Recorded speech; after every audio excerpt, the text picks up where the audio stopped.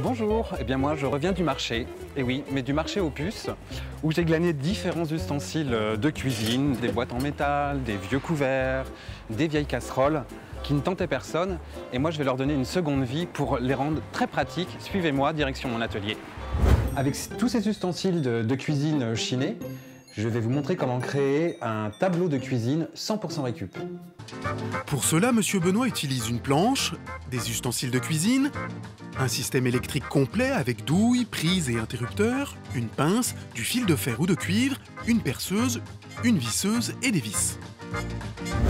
Première étape, recyclage des ustensiles. Cette petite boîte de métal de bouillon, je vais en fait la transformer en cache-pot pour pouvoir venir poser les herbes fraîches. Ça c'est vraiment 100% récup, de la passoire à la casserole. Celle-ci avait son manche cassé, mais moi je vais lui donner une deuxième vie. Je vais m'en servir pour pouvoir mettre des ustensiles, les cuillères en bois, les choses comme ça. Et ça je vais m'en servir, je vais en prendre une pour pouvoir faire tout simplement un petit fourre-tout. Qu'ai-je donc comme richesse? Un ressort, une extension, c'est cassé, mais dès que je l'ai vu, je me suis dit que ça allait me servir puisque je vais y faire une petite lampe. Mes petits coquetiers, un pour le gros sel, un pour le gros poivre. Ce vieil objet qui est un taquet, une ancienne pince à linge, y mettre quelques feuilles pour faire un petit bloc-notes.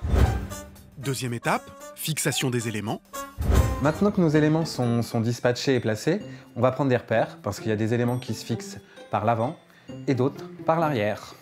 Donc l'idée est de prendre les repères surtout de ceux de l'arrière. Pour cela, il suffit de tracer au crayon les contours de l'objet à l'emplacement où l'on souhaite le fixer. Ma perceuse. Alors j'utilise mon petit outil qui est une petite visseuse, très pratique.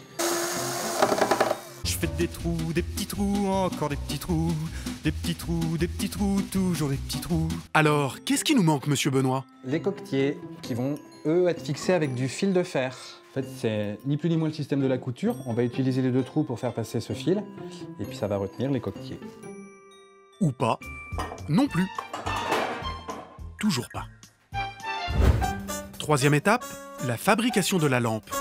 Alors pas de panique, c'est une lampe très simple à fabriquer puisqu'on va partir donc d'un pot de confiture et d'un système électrique vraiment basique. Donc ce pot de confiture 100% récup va nous servir à mettre la douille dedans. Donc pour ça, je vais faire un simple trou au centre du couvercle que je repère à l'œil parce que j'ai l'œil. La chose importante quand même à ne pas oublier, c'est de passer le fil par l'arrière et de le récupérer par l'avant. Donc on fixe la douille maintenant. Ça paraît minutieux et compliqué, c'est très simple. Deux petits coups de vis, le positif, le négatif raccordés, et voilà. Donc l'idée c'est de ramener au plus proche du couvercle. Il faut éviter que l'ampoule soit en contact avec le verre, pour pas que ça chauffe tout simplement, éviter de se brûler. Donc maintenant il ne reste plus qu'à visser le pot. Petit coup d'interrupteur.